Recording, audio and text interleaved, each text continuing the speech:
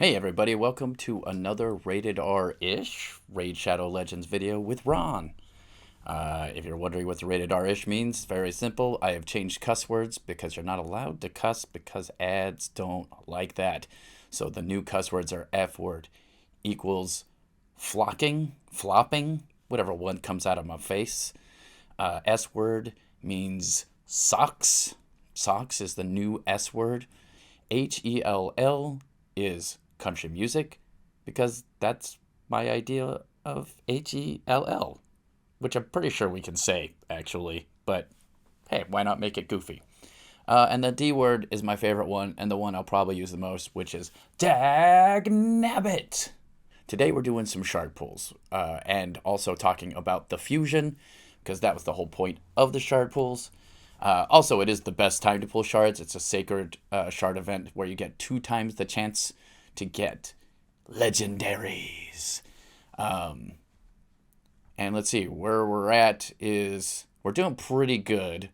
I can skip a couple because I got on the other pulling ones. I'll show you what I got here. Because on the other shard event, the champion chase, I pulled 166 ancient shards and a few void shards as well. As you can see, I got 1, 2, 3, 4, 5, 6, 7. And then we got this guy already as well. I won't have to do it on this account, but one of the things you can do when you're doing a fusion and you're doing a champion chase, not a summon rush. Summon rush was the first one we did, so I misspoke. Summon rush is what we did first when I pulled 166 shards. But you can get, with the summon rush, you can basically take those guys and do the fragments. And if you have fragments, you can do these guys, pull these guys, and get extra points. If you have fusion, which is what we're working on right now, you can pull these guys, put these guys in there, bam, bam, bam, pull one, get extra points, and you're good to go. I won't have to do that for this account because I've got 12 ancient shards that I saved up for the now. Let's check the exact days. 165 days I played. I got more than 166 shards now. What are we at? Let's see. 166 plus 7. None of these I bought, to be clear. I just made them in either the clan boss or in doing the various quests, missions, and etc. Buying them up here at the market if you can, which is something I always suggest. Always buy whatever you can from the market. You can get an ancient shard. If you get desperate, you could buy these guys, and they give you a couple of points. So keep that in mind if you got enough money. I obviously don't. Right here, silver's way down, so we're going to be skipping the artifact enhancement event unless we run it up soon, because it is still champion training, so I'll have to do that as well. Anyway, so let's get to the shard pulling. We have 11 shards. Epics. So let's just look at this. We got 2-time chance, which means we have 12% chance. As you can see here, they show you get, normally you get 94% epics and 6% legendaries. Today it's 88% and 12%. And they added a 10 times event chance from Sacred Shards for this guy. Now, the 10-time chance now, a lot of people are saying that it is not great. It doesn't actually give you a great chance. It like increases it. It is technically 10 times the more chance, but because there's so many legendaries now, it's like that's not that big a deal. Anyways, enough blathering. Let's get to this sweet shard pull. 11 sacreds. We're gonna pull them all because that was the whole point of this, is save up as many as we could, and at one point pull them all. The void shards we're gonna wait on. Although maybe we'll pick one cheeky void shard. I like to say cheeky now because I watch Hell Hades too much. Here we go. Let's start. What's it gonna be? It's gonna be hey, Husk. Husk is a pretty great champion that people use in a lot of content. You can use him in Spider because he's got this guy right here, enemy max HP. It does also have a chance of stun, so if you, you know, build up his accuracy, you have a better chance of doing that. But a lot of people just want to use it for the smashing, the nukage with the enemy max HP. You can also use him in Hydra. And he does also have this provoke, which you can use in Hydra for the head of decay, I want to say it is. Let's do another one. What we gonna get? Oh! Alright, Crypt King Grawl. Let's see. This guy I don't know that well, so let's look at what he does. Attacks all enemies. Places a freeze debuff on each target for 1 turn if they are under an HP burn debuff. Attacks all enemy. Places a freeze debuff once you ascend it for 1 turn and a hit point burn debuff for 3 turns on targets already under HP burn debuffs. The HP burn debuff cannot be resisted. That's confusing. Let's look at that again. Places a freeze debuff for 1 turn and a hit point burn, HP burn debuff for 3 turns on targets that are already under a hit point burn debuff. So if you hit them on, I assume, this one right here, which is once booked up, 100% chance of placing a hit point burn. This seems pretty solid if you need a burner, which I do because I don't have one right now. It does take a lot of books to get up to that 100% chance, but even at 75%, this could be a good spider champ. All right. Legendary. Second shard. Let's do this again.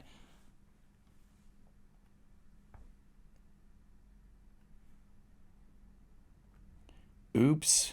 We didn't have enough money, so we got a little bit more, and then we're going to have to get even more. So I'm going to show you a cool little trick where what you can do is you can do things like this. You see this right here?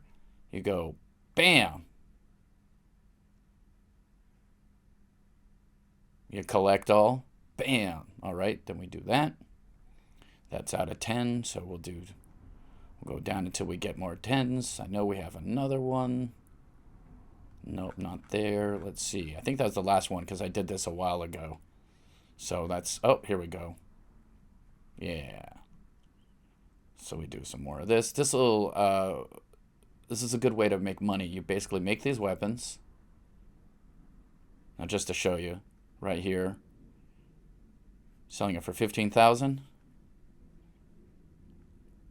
And you craft it for 1,000. So that's 15 times the money. Not bad, right? Let's do one more. Now, what the other thing you can do is you just collect them all. Then you go to champions. You click on this. You go to filter. You click just new. And then you go rank and rarity 3, 4, 1, 2. You probably don't have any of those. And then you go sell, select all, and look at that, 370,000 extra dollars. And you get some more money for pulling shards. And we're back. Let's do some more shard pulling. What are we going to get now? Legendary. No. Canoness. Okay. Let's see. Canoness has an ally protection for 2 turns on a... Is that a 2-turn cooldown? 1, 2... Oh, I think it goes down to... All right. Places 50% ally protection, 60% increased defense, and a 15% continuous heal. I think I'll be able to use her in my clan boss team. Attacks 1 enemy. It's got a leech. And a decrease accuracy. Increase attack on a random ally. That's fine. That's something. We'll see if we get someone better. Arguably, we'll get someone better to do that. So we'll look at it. Let's see what happens. Bam! But if we don't get anybody better, we might use her. And... Oh, now Armina. Now, some people don't like Armina.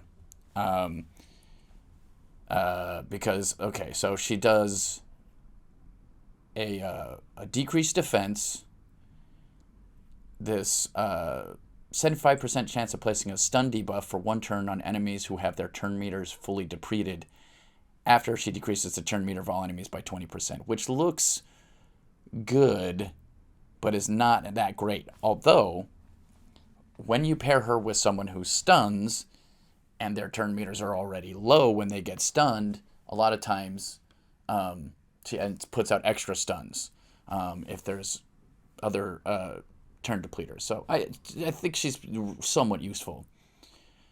Fills this champion's turn meter by 10% each time an enemy receives a stun debuff. So if you pair her with a couple of different stunners, she ends up taking lots of turns. And stun. She's all about stunning. Let's add another one in. What are we gonna get? Another epic. Hellgazer. What? Nobody wants Hellgazer. Hellgazer is a fusion champion. If I remember correctly. Let's see what she does. She attacks all enemies. On each critical hit, fills this turn meter by 10%. That's not terrible. Removes all debuffs from this champion.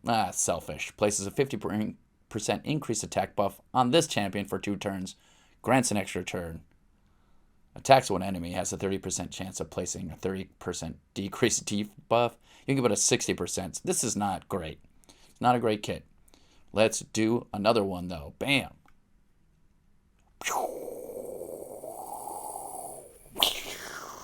Another epic. Oh, hey, Hope Freeze the Tusked. So he has revives 2 random allies with 50% hit point and fills their turn meters by 50%. It is on a 5-turn cooldown, which most epics have around that turn cooldown. It'd be nice if it was 4 turns or 3 turns, obviously. But can't always get that lucky. But this is still totally useful. And it fills their turn meters to 50%. So if you got a healer that you put back up, they have a chance of healing up the team right after getting brought back to life. So increase attack and increase crit rate. Super helpful. Attacks one enemy 2 times. Each hit has a 10% chance of placing a stun debuff. Well, you got some stuns going on. So yeah, pretty interesting character. This could come in handy because I don't really have an increased attack champion right now. But let's do this. What are we going to get this time? Uh-oh. Got a super laggy. Oh, we got it. Uh-oh. Gory. Now, a lot of people are saying Gory has a chance to be useful in the Fire Knight hard. And does hit pretty good. You get a counter attack buff, which is super helpful on the Fire Knight hard, but at this point, I'm not even trying Fire Knight hard, to be honest. Yeah, so, you know, it's interesting, but I don't know. I don't know how much use we're going to get out of him. Probably not going to build him for a while. Oh, and the other reason I waited this long, by the way, is so that I could choose which champions to build. We got 1 legendary so far. Ooh, Vildrax. That's looks like a creepy ass. Let's look at this dude. This is one of the best part about Raid Shadow Legends is these graphics are just so cool. Got the flies all around him. He could be a fly of some type, maybe. Maybe a half mantis with this little guy right here. Kya! Is gonna get you. Let's see what his passive is. Has a 10% chance of stealing the heal each time an enemy under a hex debuff is about to be healed. Interesting. Does not work against bosses, of course. The amount healed will be the same as it would have been on the original target of the heal, except if the heal is based on the target's HP, in which it will scale off Vildrax's HP. Let's see. Attacks all enemies. Has an 80% chance of increasing the duration of all enemy debuffs when hitting enemies under hex debuffs. Also has a 60% chance of putting one of their skills on cooldown. Interesting. Attacks all enemies. Has a 75% chance of placing that hex debuff. Attacks one enemy 2 times. Each hit has a 30% chance of placing a leech debuff for 2 turns. Okay, that's on one character. This is interesting. I bet he could stay alive for a long time. That's interesting. I don't know if we'll be using him either, though. We shall see. Are we gonna get another legendary? Ooh, Skaramis. Now, Skaramis is an interesting character for sure. More stuns. See, now here's the thing. I can work with Skaramis and with Armina to make some interesting stun things, especially once I get Seal of the Drakes, which is coming up in like 15 days or something like that. So I could have a whole 3 stuns and then a couple of decreased defense and a nuke. Nobody gets to take a turn, nuke. Nobody gets to take a turn, nuke. So this is interesting. Has a 75% chance of placing a provoke debuff on all enemies for 1 turn. Places a counterattack buff and a continuous heal. That can get down to 3 turns. Attacks all enemies, decreases the duration of all enemy buffs by 1 turn. Also has a 60% chance of placing a decreased attack debuff for 2 turns. Ooh, also helpful. Fills this champion's turn meter by 10% for each buff that has its duration decreased. Nice. And then attacks one enemy, has an 80% chance of stealing 15% of the target's turn meter, has a 20% chance of placing a stun debuff for 1 turn if the target's turn meter is fully depleted by this skill. And you add in this provoke and counter attack situation. It could be somebody provokes, attacks him, he hits him, steals their whole turn meter, and gives him a stun. Entirely possible. And then, because of that stun, you have Armina coming up. Bam! Super fast. Interesting. We may do some fun comps with this. Whew! Okay, we got 2 more Sacred Shards. What are we going to get? Are we going to get another Lego? Ah!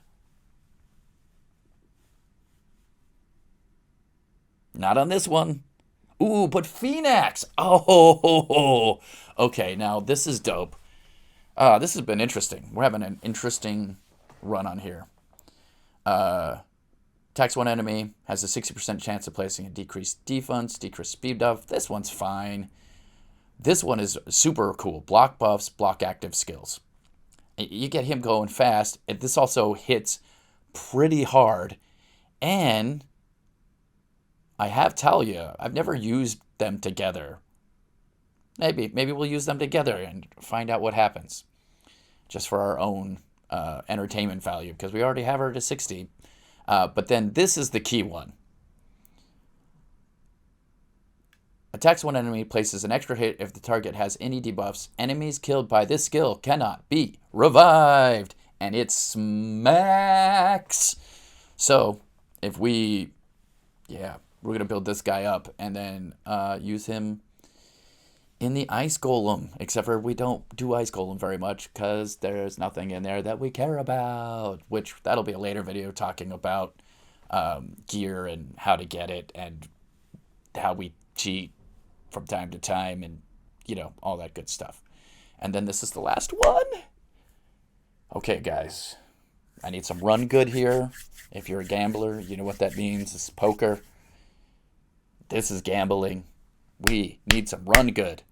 Okay. Come on, Legendary.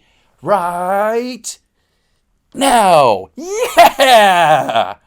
Oh, Richtoff the Bold. Okay. Interesting. Is it Richtoff? Richtoff the Bold. Here he attacks one enemy 3 times. Each hit places a 5% poison debuff on all enemies for 2 turns. Hits super hard on this if they have a poison debuff. Critical damage increases by 20% for each poison debuff on the target. Stacks up to 100%. And then attacks all enemy, destroys each target's max HP by 30% of the damage inflicted. Not a big deal, really. But this is cool. We got a poisoner, and some people use Richtoff to solo stuff. I will not be one of those people because I don't have the gear to do that. But that was the shard pool for that one. So, okay, let's see where we're at. We're first in the tournament, so that's nice. And then let's see. if we got them all already. Yep, we got all the way up, and we got an awesome extra legendary book, so that'll be helpful for the couple of legendaries we got. So that was the haul on that one. Now we're going to push pause and go to my other account, and then we will do... we'll see what we can do on that one, because that one's going to be very important, because if I don't have enough, I might not be able to actually do the whole...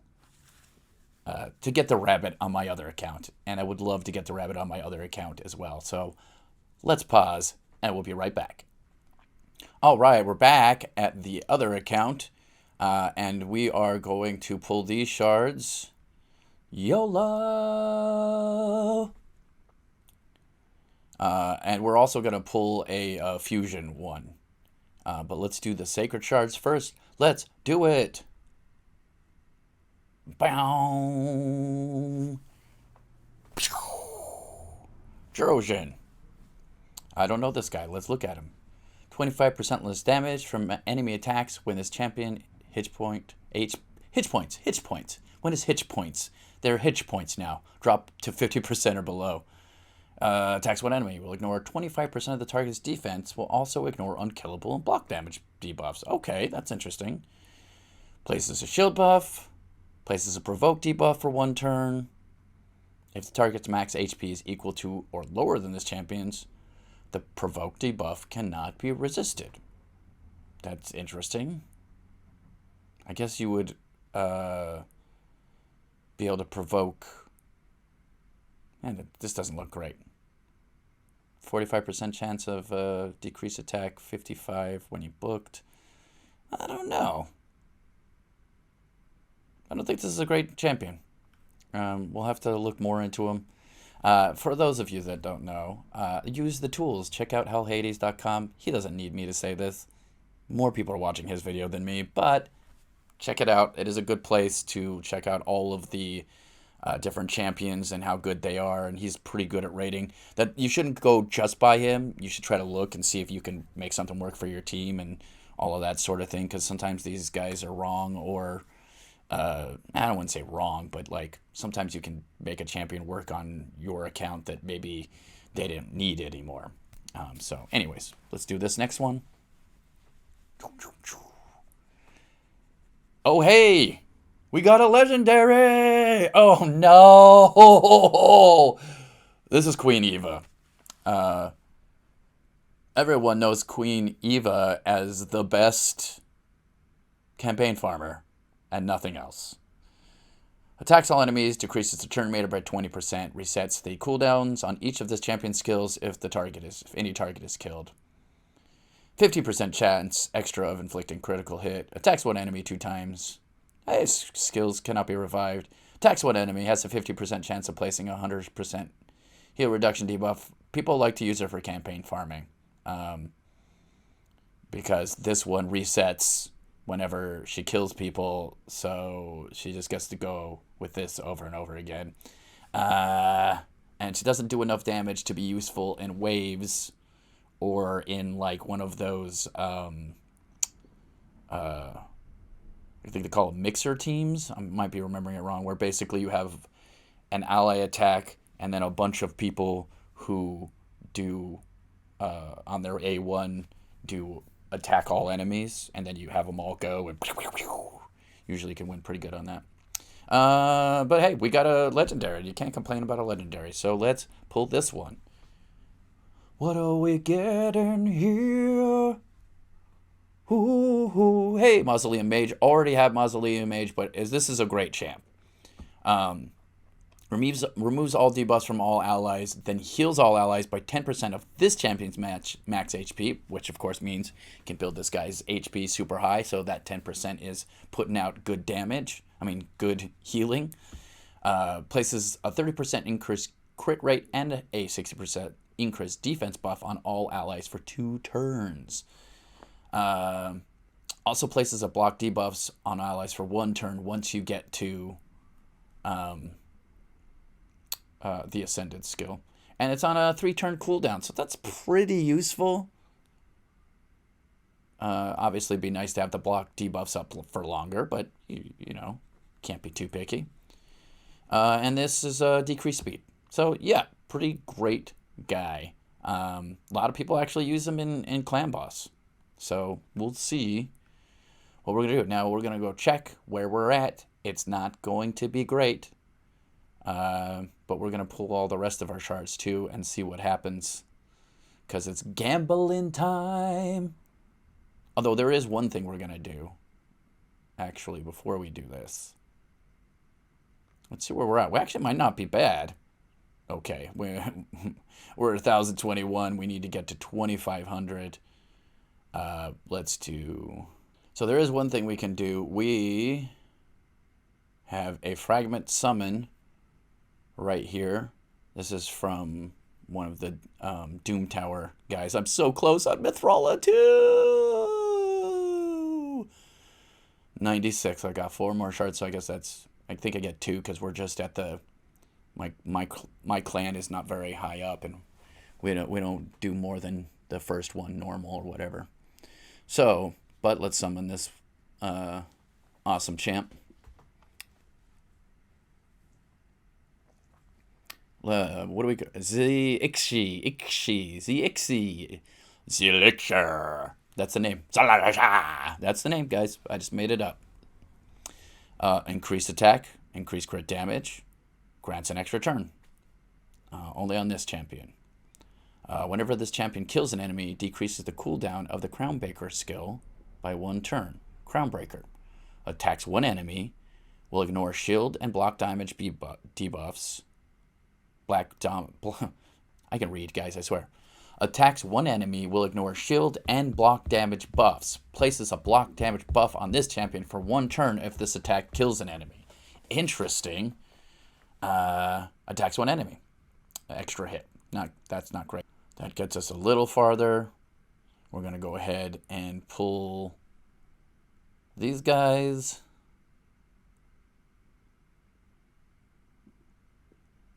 Yeah, Eviscerator. Eviscerates no one. Actually, supposedly Eviscerator has some pretty cool stuff. Attacks an enemy champion with a default skill whenever they are healed or receive a buff. Attacks one random enemy if multiple enemies are healed or receives a buff at the same time. You know. But you're not building a lot of rare champions, honestly. Hey, a Cold Heart. It's like our 8th Cold Heart at this point on this account. So, I'd like the Cold Heart on the other account. But I'm going to wait to pull shards for that account. We're going to try to get up to like 50 or 60. Or maybe like a super high number. See how long it takes to get 100. How long for an account, once we start beating Ultra Nightmare Clan Boss, will it take for us to get up to 100 Void Shards? And let's pull this last one. See if we get anything good. You know what? Krisk! It's never worked. It probably never will. Chevalier. It's not a bad character for... it's got an increased defense and a continuous heal. Attacks one enemy, places a stun possibly, and maybe an extra hit. Ignores block damage and shield buffs. So, like, if you're using him for faction wars, he can be helpful. Now, let's go to these ancient shards. Knock these out. Draining our resources. Oh, hey, we got an epic. Hey, an Ultimate Gaelic. We already have an Ultimate Gaelic, but Ultimate Gaelic's pretty great. Hitch-P. Remember? Hitch-P. Hitch points burn. Hit point burn for 2 turns if the champion is under an increased attack buff. Of course, right here. Places an increased attack buff. Decreases his target's turn meter by 25% and places a 50% increased attack buff on this champion for 2 turns if this attack is critical. Decreases the target's turn meter by 10% if this attack is not critical. But it'll always be critical because you build with 100% crit rate. Also, another hit point burn debuff on the target for 2 turns if you're under that increased attack.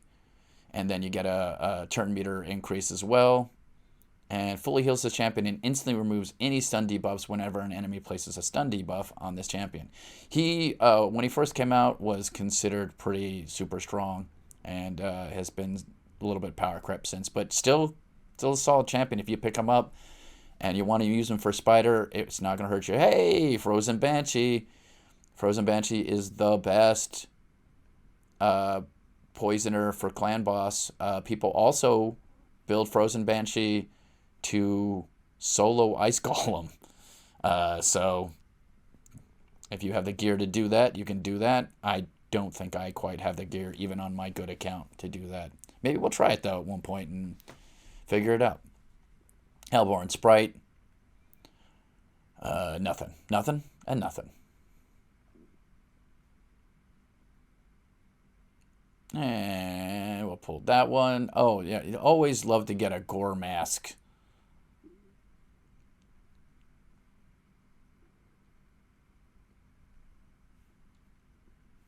So then let's go ahead and just... So that's that. We pulled all those shards. Let's see where we're at. We may not be able to... Okay, I know you want me to buy stuff, guys. Let's see where we're at for Champion Chase. Okay, well, we're going to be able to get there because the other thing we're going to do, which I'm not going to do for the video because I don't want to bore you out of your brains, but I am also going to do... Well, you know what? Why don't we just do it? Let's fill it out.